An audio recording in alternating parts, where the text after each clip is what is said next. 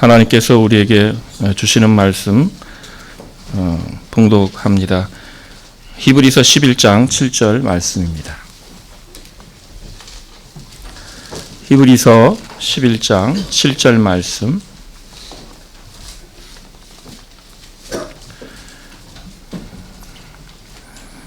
제가 받들어 읽겠습니다. 믿음으로 노아는 아직 보이지 않는 일에 경고하심을 받아 경외함으로 방주를 준비하여 그 집을 구원하였으니 이로 말미암아 세상을 정죄하고 믿음을 따르는 의의 상속자가 되었느니라. 아멘.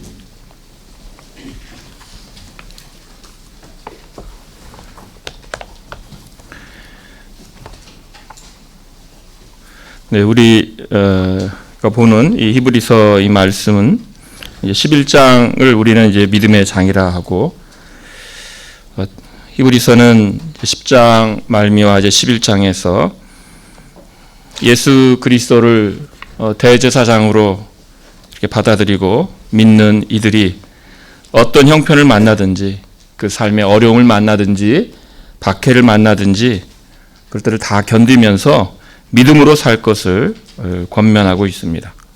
그래서 의인은 믿음으로 사는 자라 이렇게 합니다.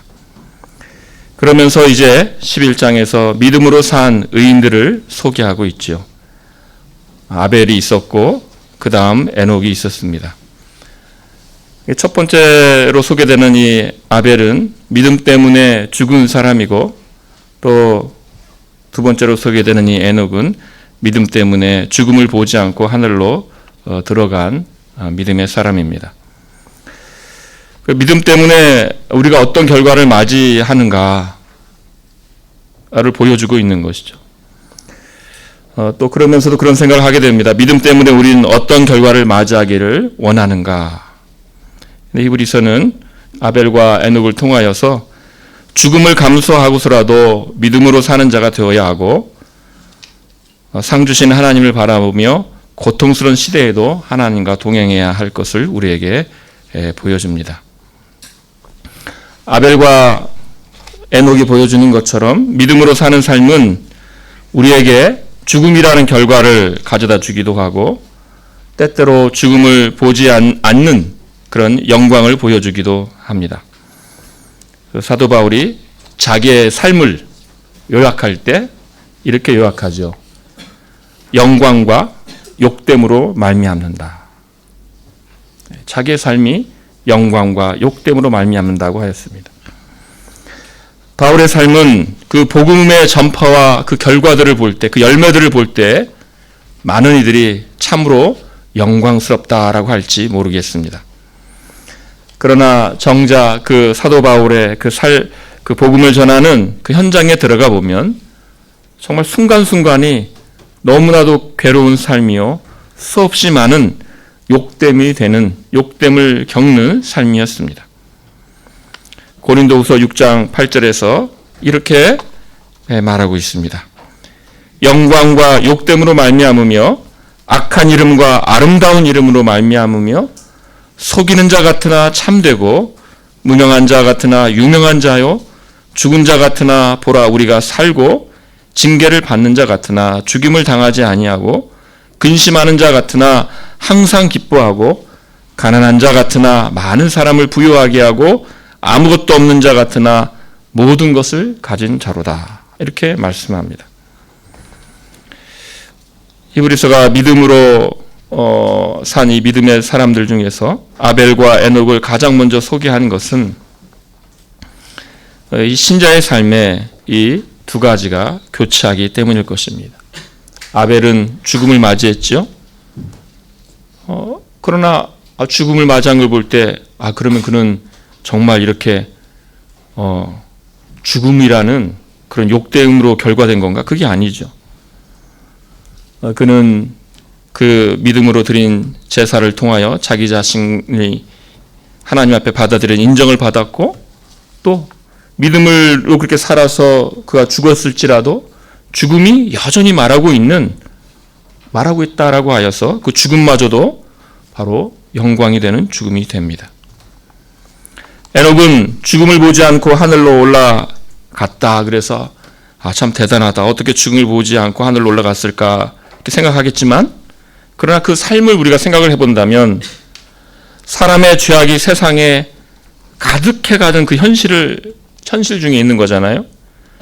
300년을 살면서 자녀들을 낳는 삶, 그러면서 하나님과 동행하는 삶이었던 것입니다. 그 삶은 결코 쉽지 않은 삶이었을 것입니다.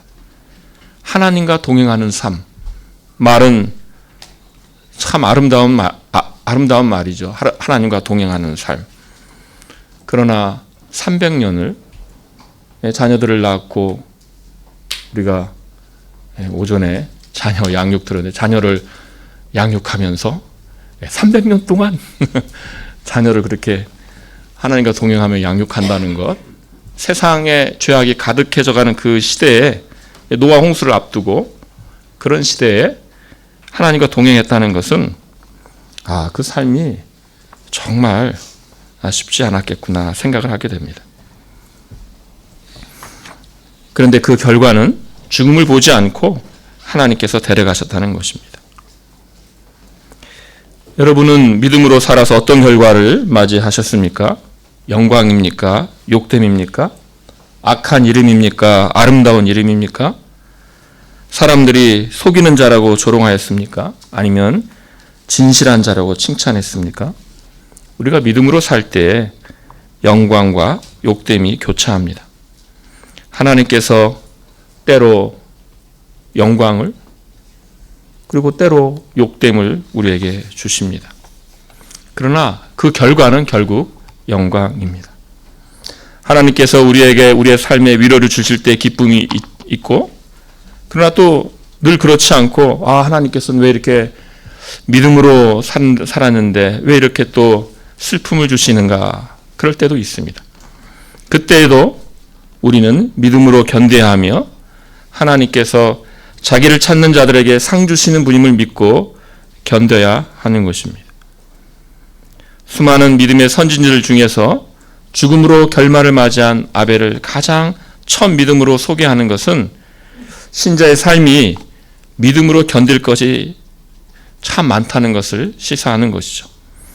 그러나 그럼에도 결국은 에녹처럼 영광으로 결과된다는 것을 우리에게 알려줍니다. 오늘 7절에서 계속해서 믿음으로 산 믿음의 사람을, 선진을 우리에게 보여주는데 노아입니다. 노아는 창세기 6장 9절에 나오는데 이렇게 언급을 합니다.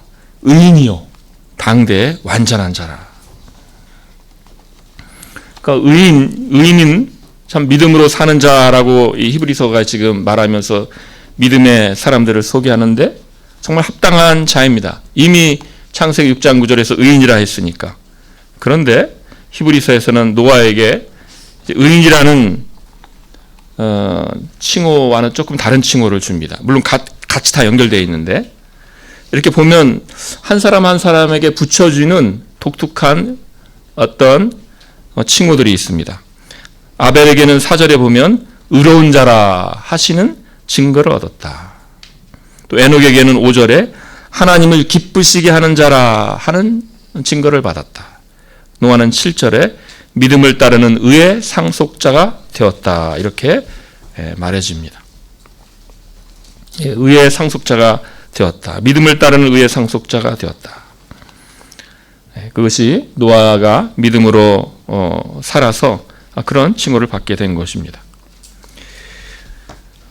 이제 7절 말씀 다시 제가 읽어드리면, 믿음으로 노아는 아직 보이지 않는 일에 경고하심을 받아 경외함으로 방주를 준비하여 그 집을 구원하였으니 이로 말미암아 세상을 정죄하고 믿음을 따르는 의의 상속자가 되었느니라. 이렇게 한 절로 노아의 그 삶을, 정말 에녹은 그 본문으로 들어가면 구약에서는 진짜 2절, 3절 이런데, 노아는 긴데 그 긴 노아의 그 심판과 노아의 그 이야기를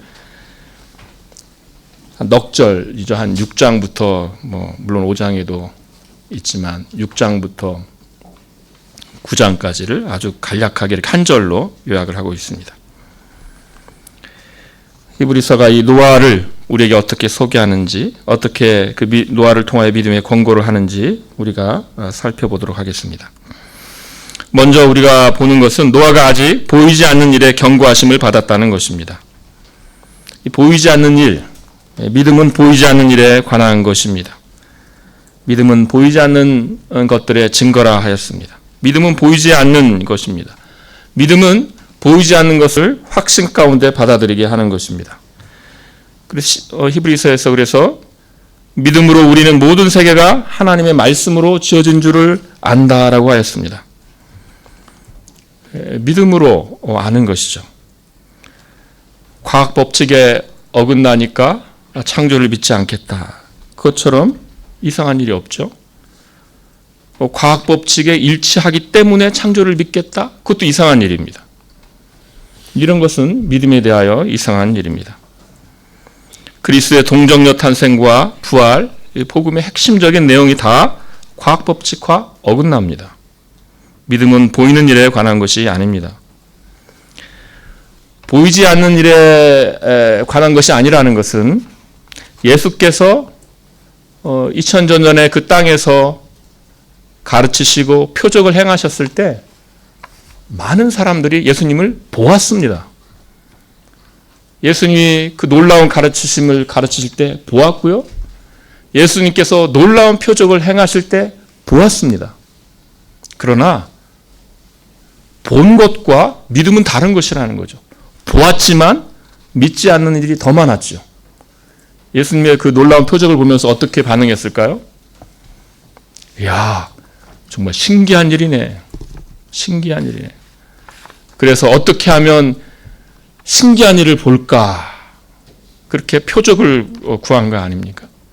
신기한 일로 받아들였지 예수님을 믿지 않았습니다. 주는 그리스도시요 살아계신 하나님의 아들이시니라 라는 신앙 고백을 하지 않았습니다. 그래서 믿음은 보이는 게 아닙니다. 보이지 않는 것입니다.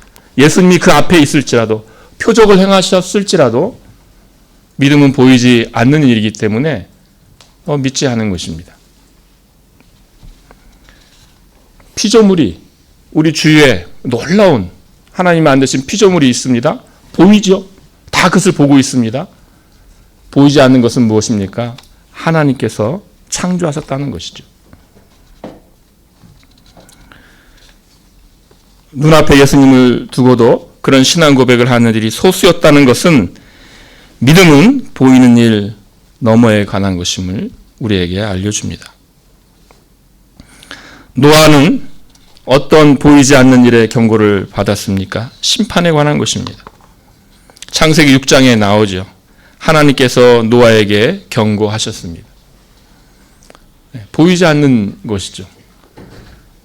사람들은 장가가고 시집가고 그냥 일상을 살아가고 있고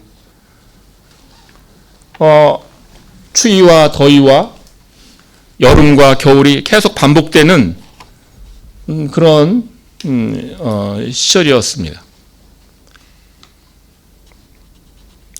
홍수가 날 거라는 어떤 기미도 없었을 것입니다. 네, 보이지 않는 일, 그것이 그런데 하나님께서 홍수가 있을 것이라고 말씀하신 거죠. 그것을 노아가 믿어야 했던 것입니다. 하나님께서 세상에 인간들의 죄악이 가득 찬 것을 보았습니다. 죄악이 가득 찬 상황에 가는 자를 무엇으로 압니까? 이 성경은 이 심판하실 때 하나님께서 심판하실 때 그 하나님의 백성 의인의 상태로 하나님께서는 심판하시는 것을 우리가 알 수 있습니다. 창세기 6장에서도 이제 에녹을 통해 보는 것처럼 경건한 계통에서 나온 이들은 에녹이 대표적으로 어떤 걸 보여줍니까? 하나님과 동행하는 것을 보여주죠. 그러니까 하나님과 동행하는 그런 일들이 경건한 백성의 계통에서 있었습니다. 근데 6장을 보면 이제 그런 인물은 거의 사라지고 노아와 그의 가족들만 남아있는 것을 보게 됩니다. 그리고 이 경건한 계통의 자녀들에게서 하나님과 동행하는 것은 뭐 별로 중요한 일이 아닌, 아무것도 아닌 일이 되죠. 그래서 어떻게 합니까? 그저 아름답게 보이는 여인들을 다 자기 아내로 삼았다고 합니다. 그러니까 욕정으로 가득 차서 그 아름다움을 보고 원하는 여자들을 자기 아내로 삼았다라고 합니다. 한 사회를 평가하실 때 하나님께서 의인들의 상태, 그러니까 경건한 백성의 상태로 평가를 이렇게 하십니다. 그런데 지금 이 경건한 계통에서 이렇게 이제 경건함은 사라지고 하나님과 동행함은 사라지고 이렇게 아주 악한 일이 있게 되는 것을 볼 때 하나님께서는 세상을 쓸어버리시겠다 이렇게 하신 것입니다. 이렇게 한 사회를 평가할 때 의인으로 평가를 합니다. 소돔을 평가할 때도 그랬죠. 소돔을 하나님께서 심판하신다고 하셨을 때 아브라함이 안타까워서 의인 50명이 있으면 어떡하실 겁니까? 그러면 의인 50명 때문에 내가 심판하지 않겠다. 그걸 줄여나가서 의인 10명이 있으면 어떡하겠습니까? 의인 10명 때문에 내가 심판하지 않겠다. 이런 거를 볼 때 우리 교회가 얼마나 중요한가.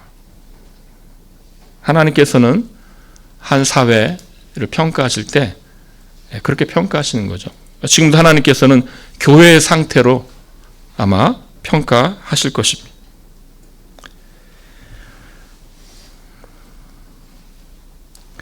홍수 심판의 때에 인류 죄악의 상태에 대하여 하나님의 백성의 상태로 경건한 계통의 평가로 평가하십니다.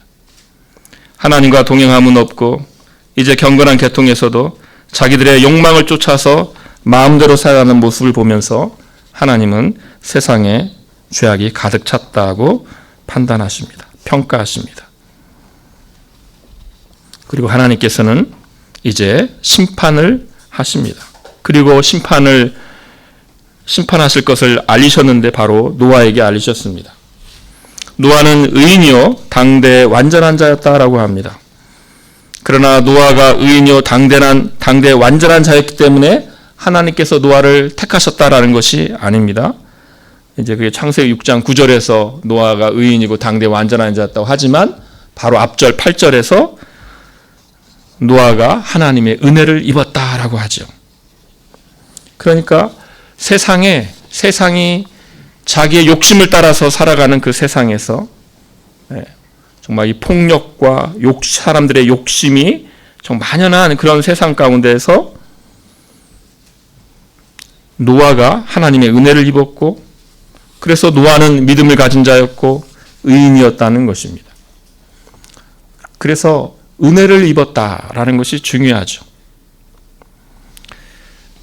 저는 그런 생각을 합니다. 하나님의 은혜를 입지 않으면 어떻게 될까? 이런 생각을 해봅니다. 세상의 이 악함을 여러분 생각해 보십시오. 은혜를 입는 것이 얼마나 중요한가 우리가 생각을 해야 합니다. 세상은 이렇게 악하고 우리의 믿음은 이렇게 약한데 어떻게 이 믿음이 유지될 수 있을까를 생각하게 되는 것이죠. 죄악이 얼마나 빠르게 세상을 점령하는지, 사람들이 죄를 덜 짓는 이유 중에 하나가 어떤 사회적 체면이 있습니다. 그래서 죄를 덜 짓는 게 있죠. 그런데 반면에 세상이 더 이상 죄를 죄로 여기지 않을 때, 그러니까 세상이 어느 정도 수준에 있어서 사람들이 체면 때문에 죄를 덜 짓는 경우도 있지만, 그러나 세상 전체가 죄를 죄로 여기지 않을 때는 그때가 정말 무서운 때이죠. 그때는 오히려 반대의 상황이 됩니다. 오히려 죄를 사람들은 더 많이 쫓아가고 따라가는 것입니다.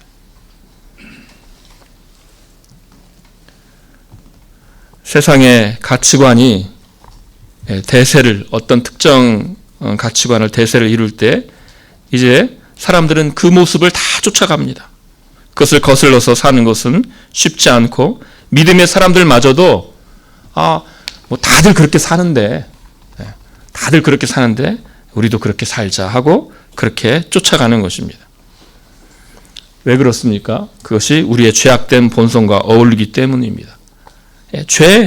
죄를 따라가는 것만큼 우리에게 쉬운 것이 없어요.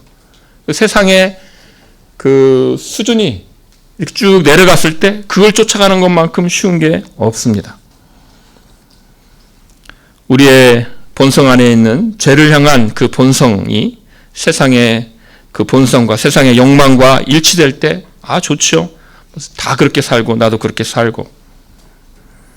그래서 참 믿음을 따라 살아가는 삶은 신자들에게 어려운 일입니다. 그래서 회개 기도가 중요한 것이죠. 매일매일 우리 자신의 모습을 살펴야 되는 것입니다.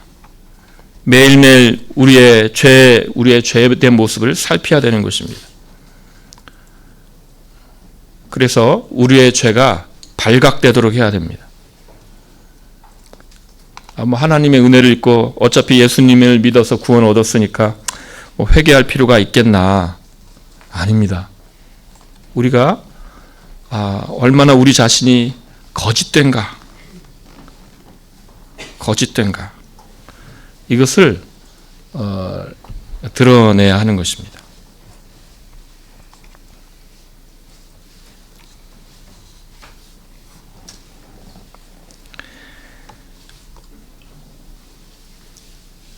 그럴 때에 우리가 우리의 수준을 세상의 수준에 맞추지 않게 되는 것이죠. 그래서 신자는 계속해서 하나님의 말씀에 자기를 비추고 자기의 죄를 드러내고 또 그만큼 예수님의 십자가를 붙들어야 되는 것입니다. 하나님의 은혜가 없으면 정말 나는 아무것도 아닌 자구나를 그렇게 깨달아 가는 것입니다. 노아는 하나님의 은혜를 입은 자였습니다. 노아는 하나님의 은혜를 그 악한 시대에 하나님의 은혜를 입었고 그래서 노아는 의인이었고 당자의 완전한 자였고 하나님께서는 이 노아에게 하나님의 그 심판에 대하여 말씀을 하신 것이죠.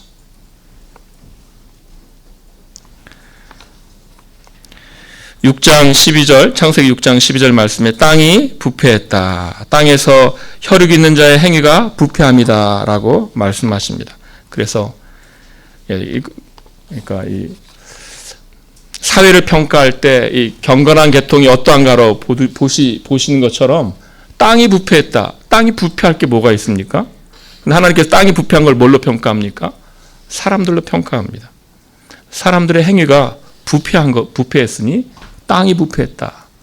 그리고 땅을 심판하시죠. 아담과 하와도 그랬죠. 아담과 하와가 범죄하니까 땅이 저주를 받는 것이죠.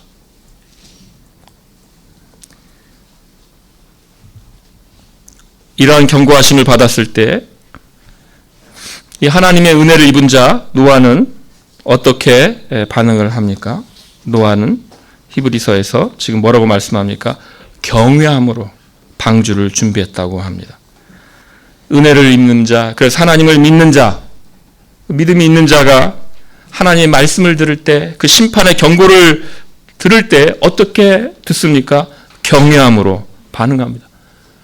그 자기 주변에는 자기 주위에서 눈에 들어온 것들은 홍수라는 것은 전혀 있을 것 같지 않은데 하나님께서 말씀하시니 그가 경외함으로 이제 방주를 짓는 것입니다.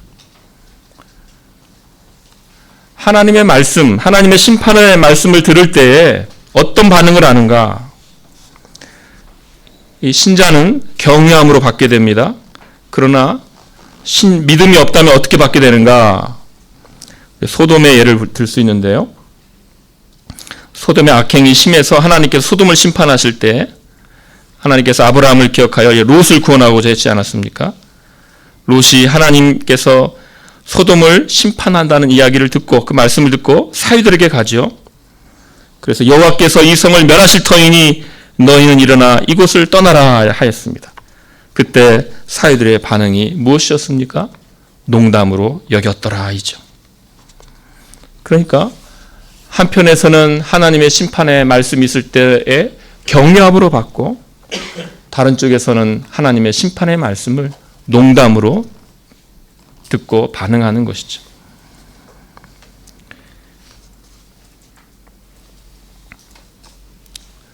이것이 우리 시대에도 똑같은 것입니다.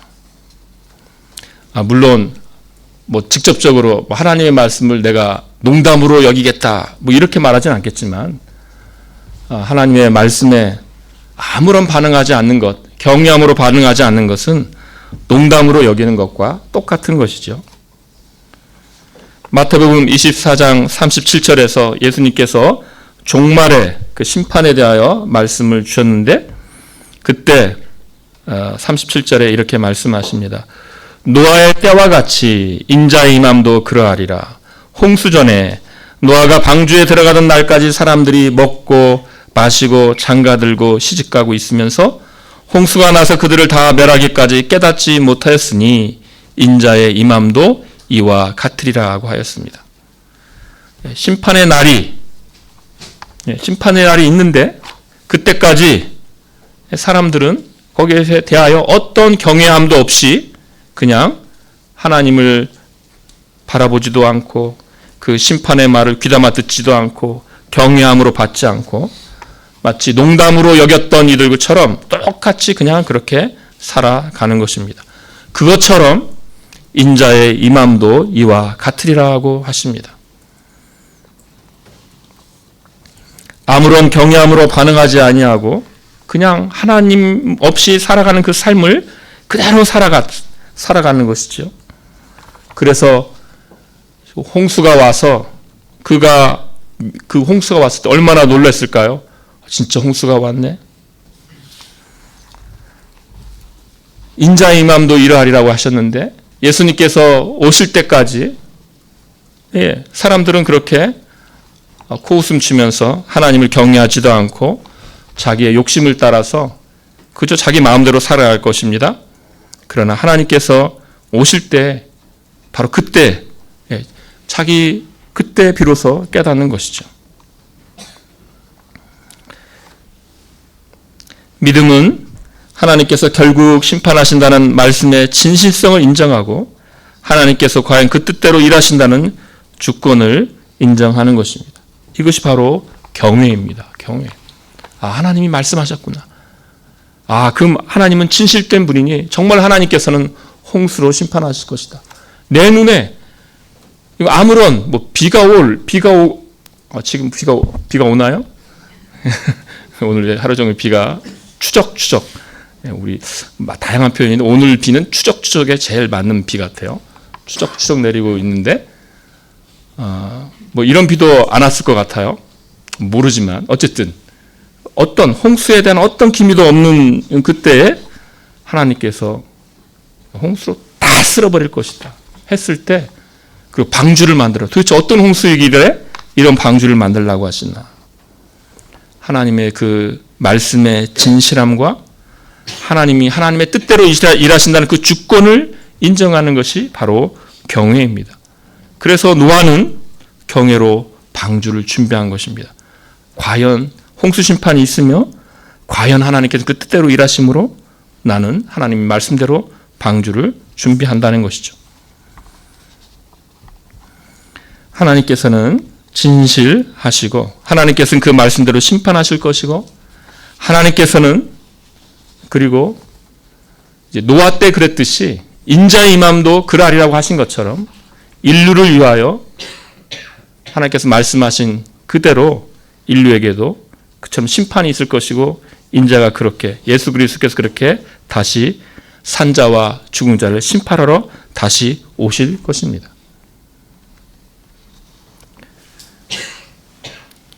하나님께서 심판 후에 이렇게 말씀하셨습니다. 창세기 8장 22절에 땅이 있을 동안에는 심음과 거둠과 추위와 더위와 여름과 겨울과 낮과 밤이 쉬지 아니하리라고 하셨습니다. 그러니까 자연의 일상이 계속된다는 것이죠. 홍수로 싹 쓸어버리신 후에 그리고 자연의 일상은 계속된다. 봄이 오면 싹이 나고 꽃이 피고 무더운 여름을 지나서 가을이 되면 열매를 맺고 겨울이면 잎들이 다 떨어지고 다시 봄이 오면 싹이 나고 자연의 일상은 추위와 더위와 밤과 낮은 계속될 것이다. 땅이 있는 동안에는 계속될 것이다. 이제 다시는 홍수의 심판으로는 심판하지 않겠다고 하셨습니다. 그런 심판으로는 심판하지 않겠다. 그래서 이제 우리는 이런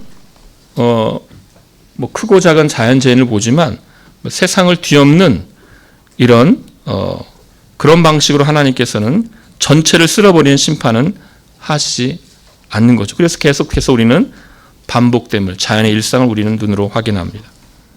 그런데 여러분, 하나님께서 왜 다시는 심판하시지 않는다고 하셨습니까? 이렇게 말씀하십니다. 사람의 마음에 계획하는 바가 어려서부터 악하기 때문에, 사람의 마음에 계획하는 바가 어려서부터 악하기 때문에 이러한 홍수 심판을 하지 않겠다고 하셨습니다. 이 말씀은 굉장히 특이한 말씀입니다. 왜냐하면 우리가 창세기 6장 9절을 여러분 돌아가 보면 의인이요 당대의 완전한 자였던 노아와 그 가족이 남았는데 하나님께서는 사람이 어려서부터 악하다고 평가하십니다.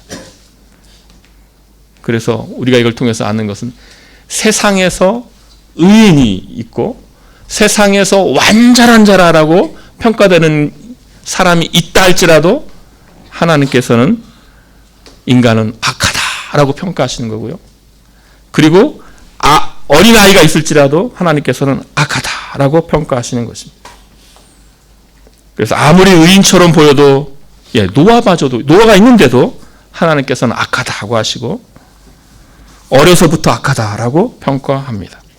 실제로 홍수 후에 노아는 술에 취하여서 벌거벗은 모습을 보이고 아들 함은 그러한 아버지를 보고 조롱하였습니다.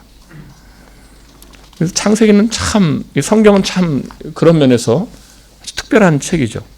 멋있게 영담으로 딱 끝났으면 좋은데 그러지 아니하고 부끄러운 노아와 노아 가족의 이야기를 우리에게 전해줍니다.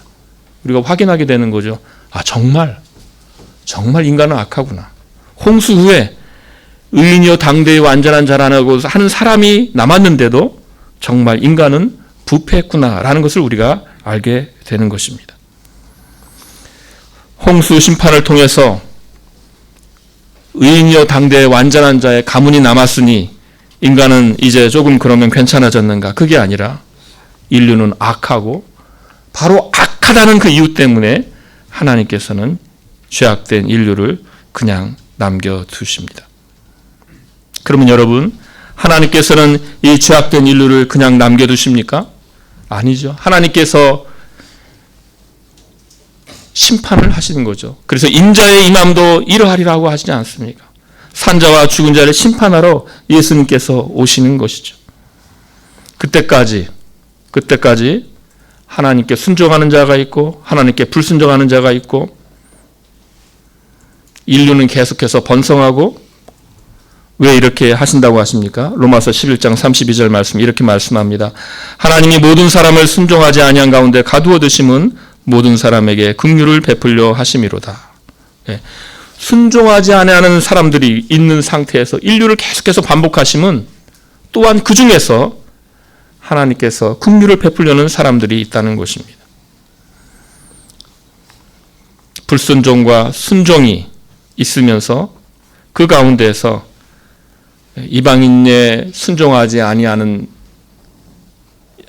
통하여서 이스라엘의 순종하지 아니함을 통하여서 이방인을 부르시고 이방인을 부르심을 통하여서 또한 이스라엘을 부르시고 이런 방식으로 하나님께서는 택하신 자들을 부르고 계신 것이죠.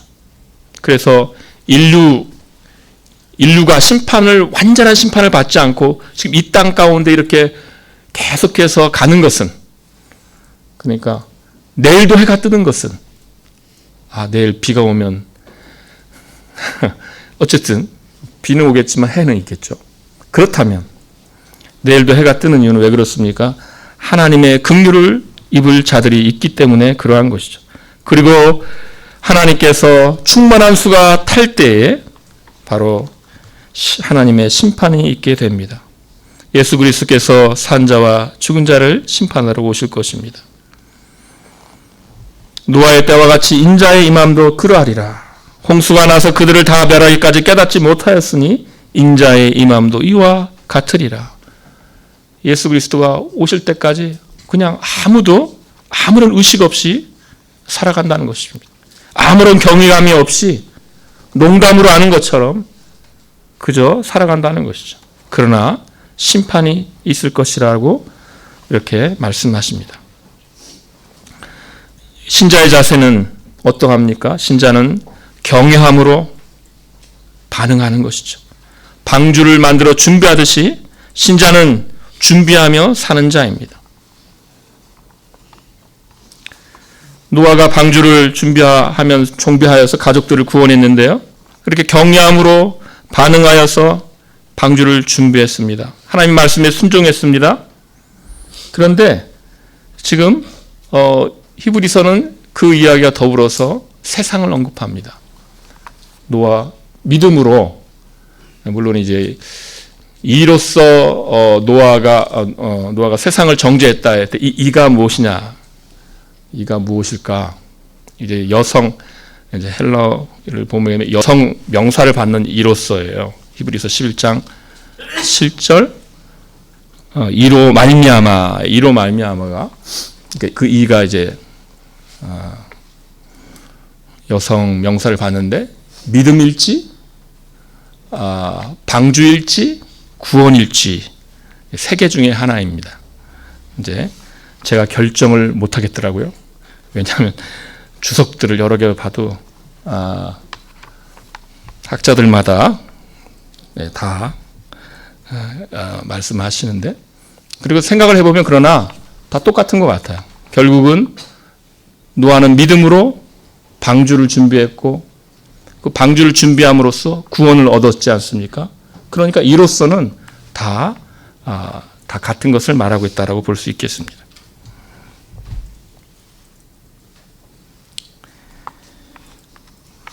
그런데 지금 그러면서 노아의 이 이야기를 노아를 이렇게 믿음으로 산 노아의 삶을 평가하면서 지금 히브리서는 세상을 불러오고 있습니다. 믿음으로 하나님께 경외함을 보여서 그 방주를 준비하는 노아와 불신하는 세상을 대조합니다.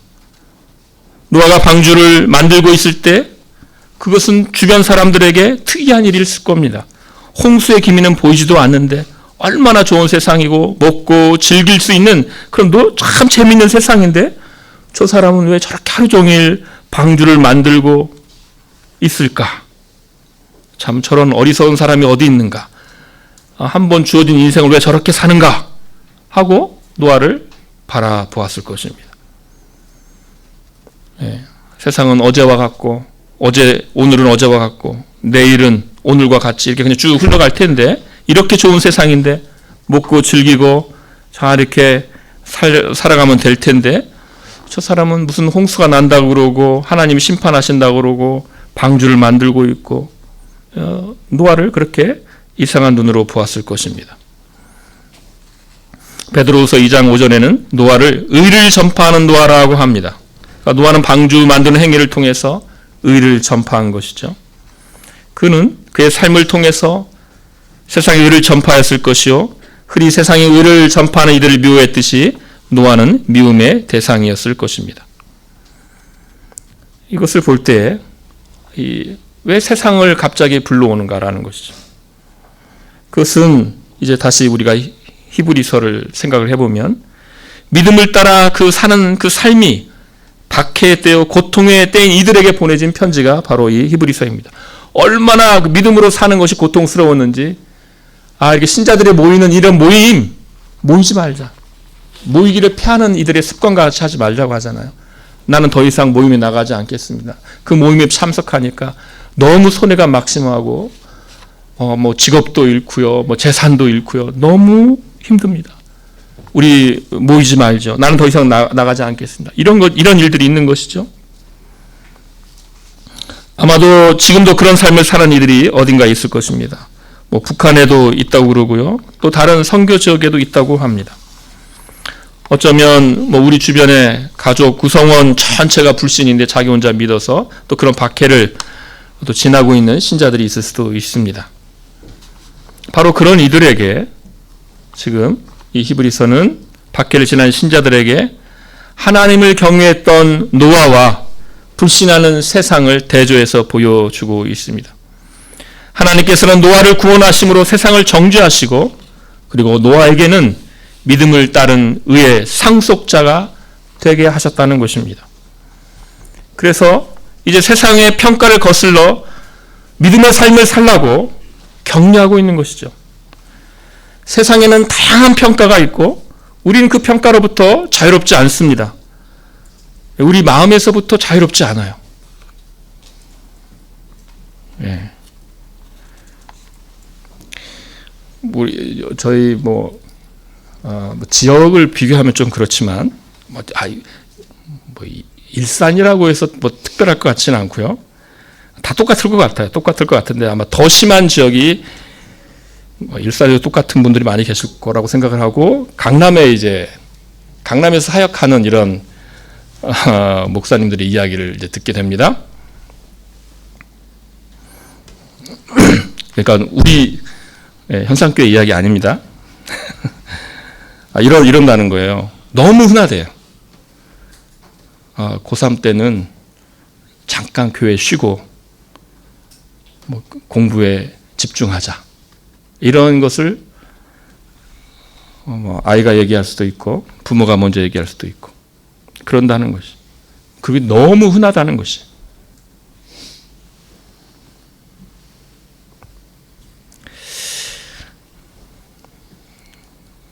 만약에 엄마 아빠 고3 때는 교회 쉬고 공부에 더 집중하려고. 그래 참 기특하구나. 어쩔 수 없지. 어쩔 수 없다. 그렇게 하면 안 되겠죠. 그런데 그렇게 하지 않는 부모님이라 할지라도 이 어려운 시기에 그렇지만 다른 날 더 집중하고 그래도 주일답게 보내야 되지 않겠니? 라고 말하는 부모님도 속으로는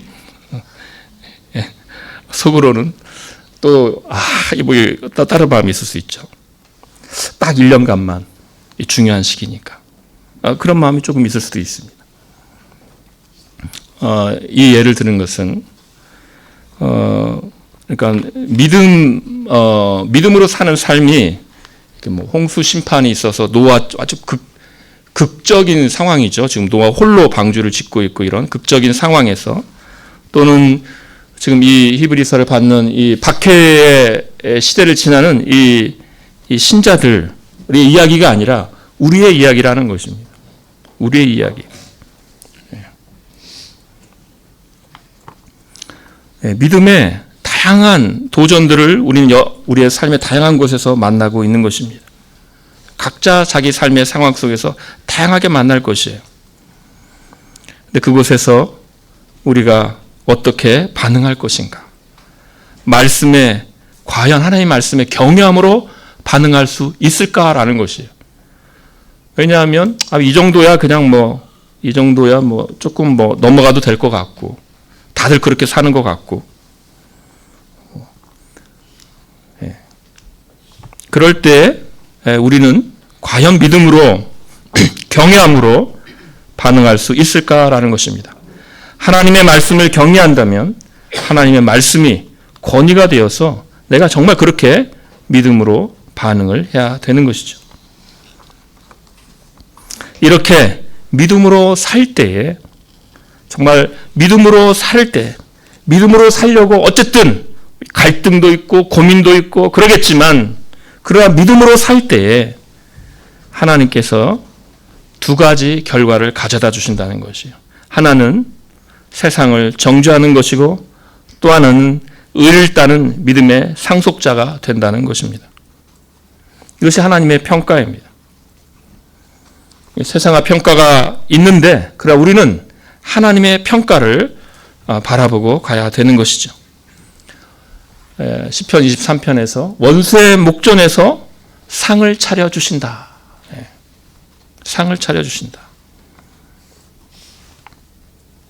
원수의 목전에서 상을 차려주신다는 것이죠. 하나님께서 그 믿음 때문에 그 믿음이 세상을 정죄하게 하시고 의를 따는 믿음의 상속자가 되게 하십니다. 하나님께서 노아의 믿음을 통해서 그리고 노아를 구원하심으로써 세상을 정죄하셨듯이 이제 또한 우리의 믿음을 통하여 세상을 정죄하십니다. 노아의 믿음의 결말이 무엇입니까? 세상을 정죄함으로 결말되었듯이 우리의 믿음은 세상을 정죄함으로 결말되게 됩니다. 세상을 심판하신다는 이 말씀, 아직 보이지 않는 그 일, 노아에게만 주어진 것이 아니라 여러분에게도 주어졌습니다. 하나님이 살아계시고 하나님이 그 말씀대로 행하실 것이고 하나님께서 그 말씀대로 진실되게 행하셔서 예수를 믿는 자는 구원할 것이고 믿지 않는 자는 심판하실 것이고 그 마지막 날에 그날이 내일일 수도 있죠. 예수님께서 오실 것이고 산자와 죽은 자를 심판하실 것입니다. 우리가 그것을 믿어야 하는 것입니다. 사도신경으로 우리의 신앙을 고백할 때 그게 사실인 것이죠. 경외함으로 반응해야 합니다. 노아가 경외함으로 반응하여 믿음으로 방주를 준비했듯이 방주를 짓는 동안 그 세상의 판단 속에서 평가 속에서 그 방주를 만들었습니다. 그러나 결국 하나님의 평가 속에서 노아는 그 믿음의 행위를 통해 세상을 정죄하고 구원을 받았습니다. 하나님께서 그 신자의 믿음을 통해서 세상에 불의를 드러내십니다. 노아는 믿음을 따르는 의의 상속자가 되게 됩니다.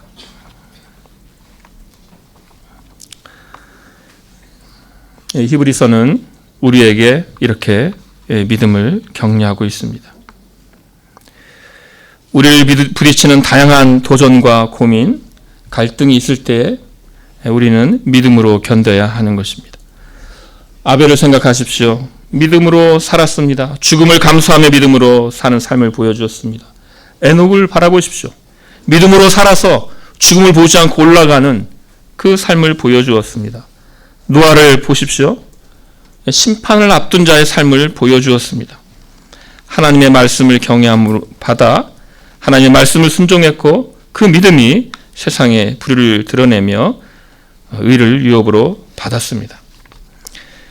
이런 믿음으로 사는 삶, 우리 아무 일도 없이 다 같이 이렇게 살아가는 삶 같으나 결국 바로 이때가 바로 우리가 믿음으로 살아내야 되는 그 때입니다. 이런 때에 믿음을 생각하면서 정말 믿음으로 살겠다고 더 다짐하고 더 굳게 예수님을 붙드는 저와 여러분 되시기를 소원합니다. 함께 기도하겠습니다. 아버지 하나님, 저희에게는 아무런 능력이 없는데 또 주여 우리에게 믿음이 있을지라도 우리의 능력으로 유지되는 믿음이 아닌 줄을 저희가 알고 은혜를 입어서 이제 의인으로서 겨우 어떤 믿음을 드러내는 자의 삶을 살아가는데 주께서 우리에게 은혜를 주신 것에 대하여 그리고 믿음으로 예수 그리스도를 붙잡을 수 있게 하심에 대하여 감사드리옵나이다. 아버지 하나님, 노아의 그 믿음으로 사는 삶을 보며 주여 저희가 이 땅의 삶을 어떻게 살아야 될지 상고하였는데 아버지 하나님, 우리 주변에서는 아무 일도 일어나지 않는 것 같고 그러나 주께서 심판의 말씀을 예고하셨고 아버지 하나님, 그것을 저희가 또한 주님을 믿을진대 그 말씀을 경외함으로 받아서 노아가 방주를 준비했듯이 이곳에서 믿음으로 사는 자들 되게 하여 주시옵소서. 아버지 하나님, 세상에 여러 가지 평가가 있고 우리의 믿음에 대한 여러 가지 반응이 있을 때라도 아버지 하나님, 주님의 은혜를 더 구하며 우리가 믿음에서 물러나는 일이 없이 오히려 더 견고하게 믿음을 간직하고 주여 그렇게 살 때에 우리에게 주께서 믿음이 주는 안식과 때로 위로와 힘을 더하여 주시옵소서. 우리를 도우시기를 간절히 원하오며 예수님의 이름으로 기도하옵나이다. 아멘.